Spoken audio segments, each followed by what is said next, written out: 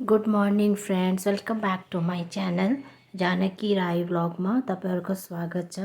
I hope तपाईँ सबैहरू राम्रै हुनुहुन्छ होला। सन्चै तपाईँ सबैजनाहरूको हेल्थ राम्रो होला, अरू ह्याप्पी हुनुहुन्छ होला। त यहाँ बिहान बिहान उठेर चाय बनाउँदैछु र अलिकति नै हेडेक हुँदैछ कि टाउकोमा मलाई। हिजो रातिदेखि नै हेडेक छ र अलिकति टेन्सन के भन्छ, एउटा मिक्स्ड फिलिङ छ कि स्याड पनि छु र टेन्स्ड पनि छु।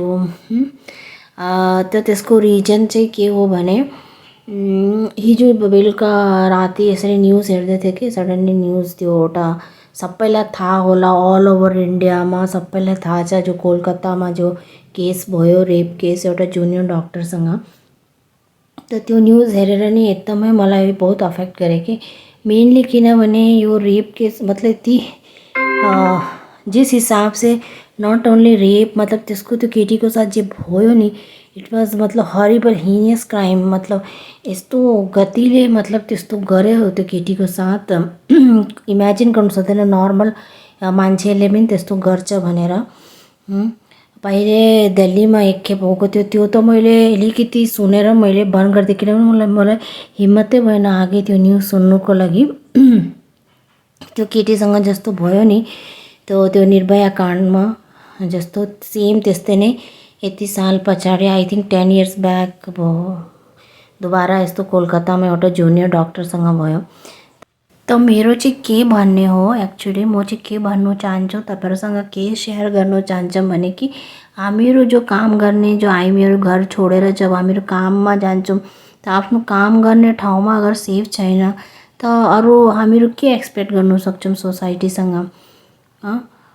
एटलिस्ट हामी जहाँ काम गर्छौँ त्यो प्लेस त सेफ हो, त्यहाँ हामीहरूसँग केही दुर्घटना नहोस्, इस टाइपको कोही इन्सिडेन्ट नहोस्। त म चाहिँ के सोच्छु भने मेरो चाहिँ के सजेसन छ भने कि हाम्रो घरमा जो पनि फिमेल मतलब बच्चाहरू छ, छोरीहरू जतिजना पनि हुनुहुन्छ, तिनीहरूलाई चाहिँ हामीहरू नि नर्मल एजुकेसनको अलावा पनि एउटा सेल्फ डिफेन्स हुन्छ नि, त्यो कि आफू यस्तो कुछ भयो भने आफूलाई कसरी डिफेन्ड गर्नु, त्यो कुछ न कुछ हामीलाई सिकाउनु चाहिए। सो द्याट भोलि पर्सि अगर तिनीहरूको साथ यस्तो कुछ भयो भने तिनीहरू आफ्नोलाई प्रोटेक्ट गरोस्, आफ्नोलाई डिफेन्ड गरोस्। र हाम्रो घरमा जो पनि मेल छ नि उनीहरूलाई, छोराहरूलाई, भाइहरू जो पनि छ मेलहरूलाई, तिनीहरूलाई सिकाउनु चाहियो कि हामीहरू कसरी लेडिजको रेस्पेक्ट गरौँ। फर्स्ट हाम्रो घरबाट नै मलाई लाग्छ कि यस्तो हुनु चाहियो कि होइन, लेडीहरूलाई हमेसा जो पनि फिमेल तपाईँहरूको सँगमा रहन्छन्, काम गर्छन्, तिनीहरूको रेस्पेक्ट गर्नु चाहियो भनेर। देन ओन्ली यस्तो मतलब लाग्छ कि अलिक कम हुन्छ यस टाइपको इन्सिडेन्ट। त तपाईँहरूको के कमेन्ट छ, तपाईँहरू के सोच्नुहुन्छ? त अहिले पनि छानामा नि रुफमा सिपेज हुँदैछ। हिजो भक्कु पानी परेको थियो त सबै सिपेज भएर यहाँ हेर्नुहोस् देखिँदैछ नि, पानी सबै रिसेर भित्र आयो यहाँ। त अहिले वर्कर आएको छ दोबारा काम गर्नुको लागि माथि वाटर प्रुफिङको लागि। त वाटर प्रुफिङ गर्दैछ। अस्ति नै गराएको थियो, पानी सिपेज भयो र छानामा र वाल्समा क्र्याक भएको थियो।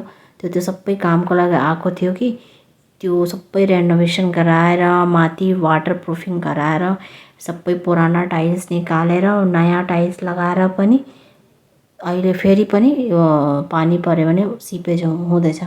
त आज बोलाएको छ, अहिले वर्कर काम गर्दैछ, फेरि हेरौँ दोबारा पानी पऱ्यो भने सिपेज हुन्छ कि हुँदैन थाहा छैन।